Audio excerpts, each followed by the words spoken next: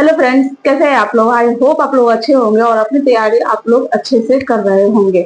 Then friends, आज हम बात करने वाले हैं कि आपको अपने लिए यूपीएससी टीआरई 4 की अगर आप तैयारी कर रहे हैं तो एक सीट आपको कैसे पक्का करना है, किस तरीके से पढ़ाई करना है और क्या फॉलो करना है जिससे आप गवर्नमेंट टीचर बन सकते हो। टीआरई 4 में आप अपना सिलेक्शन ले सकते हो। ये हर कोई नहीं बताएगा कि किस तरीके से आपको अपनी पढ़ाई करनी है। देखो, जब आप तैयारी करते हो तो बहुत सारी परेशानियां आती है, बहुत सारी दिक्कतें आती है। आपको समझ में नहीं आएगा कि हमें क्या पढ़ना है, हमें किस तरीके से पढ़ना है। आपको कोई रास्ता दिखाने वाला नहीं होगा। और अगर कोई रास्ता दिखाने वाला जब नहीं होता है तो हम भटकते ही रह जाते हैं, हमें पता ही नहीं चलता कि हमें पढ़ना क्या है और फिर हमें बहुत टाइम लग जाता है अपना सिलेक्शन लेने में। क्योंकि ये चीज मेरे ऊपर भी गुजरी है। मैंने भी बहुत सालों तक प्रिपरेशन बस करती रही, कोई रास्ता दिखाने वाला नहीं था कि किस तरीके से चलना था। तो बस ऐसे ही कर करके मेरा टाइम बहुत ही वेस्ट हुआ। बट फाइनली मेरा सिलेक्शन हो गया और आज मैं एक गवर्नमेंट टीचर हूँ। तो मैं नहीं चाहती कि मेरे जिस तरीके से मैं गुजरी हूँ उस तरीके से मेरे कोई और फ्रेंड और साथी मेरे गुजरे। तो इसीलिए मैं आपको सजेस्ट करूंगी कि आप लोग अच्छे से पढ़ाई करें और जैसा मैं बता रही हूँ उस तरीके से अगर आप पढ़ाई करते हैं तो आपका सिलेक्शन 100% होगा और जरूर होगा। क्योंकि मेहनत करने वालों की कभी हार नहीं होती है, भले देर से ही सही बट मिलता जरूर है।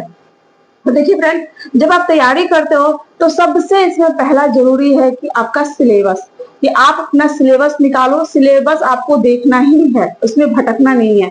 एक तो सिलेबस और दूसरा आपको पीवाईक्यू यानी प्रीवियस ईयर का क्वेश्चन। ये दो चीज आप सबसे पहले निकालो, सबसे पहले अपने पास रखो और इसको देख करके आप तैयारी करो। जब मैं तैयारी करती तो मेरे से यही गलती हुई थी कि मैं कभी भी प्रीवियस ईयर का क्वेश्चन नहीं निकालती थी, क्योंकि मुझे पता ही नहीं था और ना कोई बताने वाला था। और जब जिस समय मैं तैयारी कर रही थी 2015 के समय में, तो उस समय में यूट्यूब पे भी इतना कोई वो नहीं था कि मैं यूट्यूब से देख लूं कुछ भी। ये चीज तो मुझे देखना ही नहीं था क्योंकि मैं कि यूट्यूब पे कुछ ऐसी चीजें भी आती है, हमें पता ही नहीं था। तो बस बस लगातार पढ़ती रही। बस रास्ता मिलने में बहुत टाइम लग गया, मंजिल तक पहुंचने में बहुत टाइम लग गया। तो इसीलिए मैं आपको बताती हूँ कि सबसे पहले आप एक सिलेबस निकालो और पीवाईक्यू जो क्वेश्चन है, प्रीवियस ईयर के क्वेश्चन है, वो निकालो और उसको अपने पास रखो। जहां आप पढ़ रहे हो स्टडी टेबल के सामने या जहां भी आप पढ़ रहे हो वहां सामने इसको जरूर चिपका लो या अपने पास रखो और उस सिलेबस के अनुसार पढ़ो। और दूसरा पीवाईक्यू में आप देखो कि क्वेश्चन किस किस चैप्टर से मोस्टली पूछे गए हैं, कहाँ से रिवाइज किया गया है क्वेश्चंस को और तरीका क्या है पूछने का। तो अगर आप ये चीज देख लेते हो तो सोचो आपका 70 से 80% वही सॉल्व हो जाता है। क्योंकि अगर आप इस तरीके से पढ़ते हो और अपनी चैप्टर और सिलेबस को कंप्लीट करते हो तो 80% तो आपका ये सॉल्व हो गया, क्योंकि उसके अनुसार आपका सिलेबस तैयारी हो रही है और क्वेश्चंस के अनुसार आप पढ़ रहे हो तो आपको सारा चैप्टर कवर हो रहा है। तो ये 80% आपको सॉल्व वहीं पे हो जाती है। दूसरा, इसके आगे हम बात कर लेते हैं कि रिवीजन। जब आप पढ़ते हो तो मस्ट है रिवीजन करना, क्योंकि एक बार में पढ़ने से आपको कुछ भी हासिल नहीं होने वाला है, कुछ न याद रहने वाला है और ना आप एग्जाम हॉल में जब जाते हो तो वहां पे कुछ भी याद नहीं रहेगा। यहाँ तक कि अगर कोई डेट भी दिया हुआ है और या किसी चीज का नाम है ऑप्शन में, उसमें आपको कंफ्यूजन होगा, ये होगा या ये होगा आंसर। आप दो ऑप्शन के बीच में हमेशा ही टकराते हो और वहां पे बहुत ही मुश्किल होती है। इसीलिए रिवीजन बहुत ही मस्ट है, रिवीजन करना। आप उसके लिए डेली का टाइम बनाओ, 1 घंटे 2 घंटे का। और स्टार्टिंग में आप जब किसी चैप्टर की तैयारी कर रहे हो तो वीकली यानी डेली, वीक में यानी डेली आपको रिवीजन करना है 1 वीक तक। उसके बाद आप वीक में 1 बार से 2 बार आप रिवीजन करो। फिर आप 15 दिन पे मंथ और उसके बाद आप मंथली रिवीजन स्टार्ट करो। अगर इस तरीके से करते हो ना तो 100% मैं गारंटी देती हूँ कि आप बिल्कुल नहीं भूलोगे चैप्टर, आपको बिल्कुल याद रहेगा। यहाँ तक कि पेज पेज भी याद हो जाता है। क्योंकि जब मैं तैयारी कर रही थी तो मैंने रिवीजन को कभी भी मिस नहीं किया। डेली मैंने रिवीजन के लिए टाइम बनाया था, उस टाइम में मैं डेली रिवीजन करते, यहाँ तक कि मेरी इतनी मोटी एक कॉपी थी और उस कॉपी को मैंने पेज पेज तक याद कर डाला था।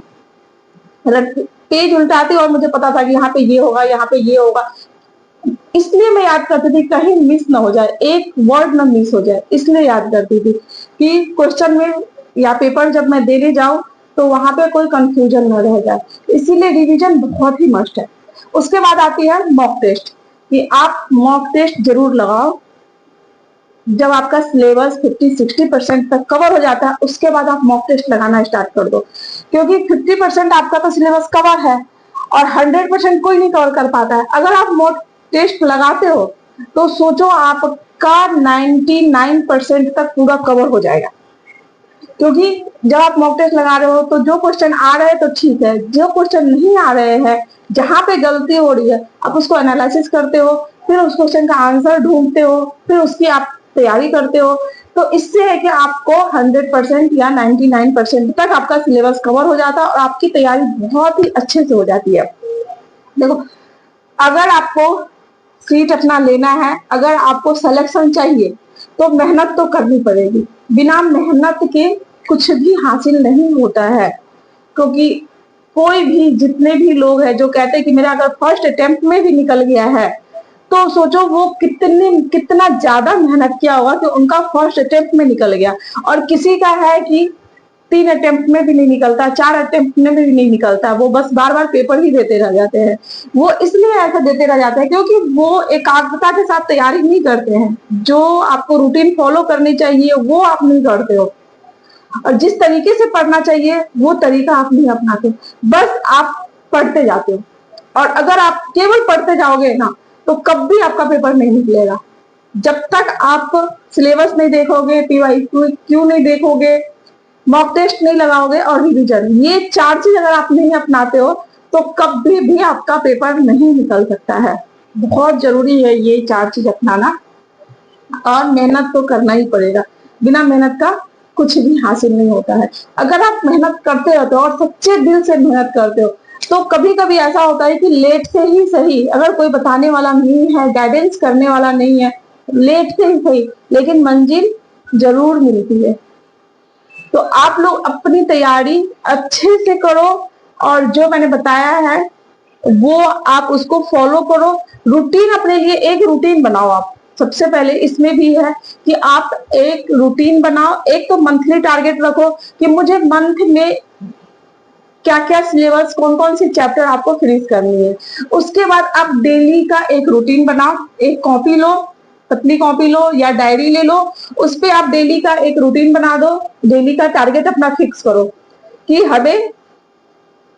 हमें आज ये चैप्टर को फिनिश करना है।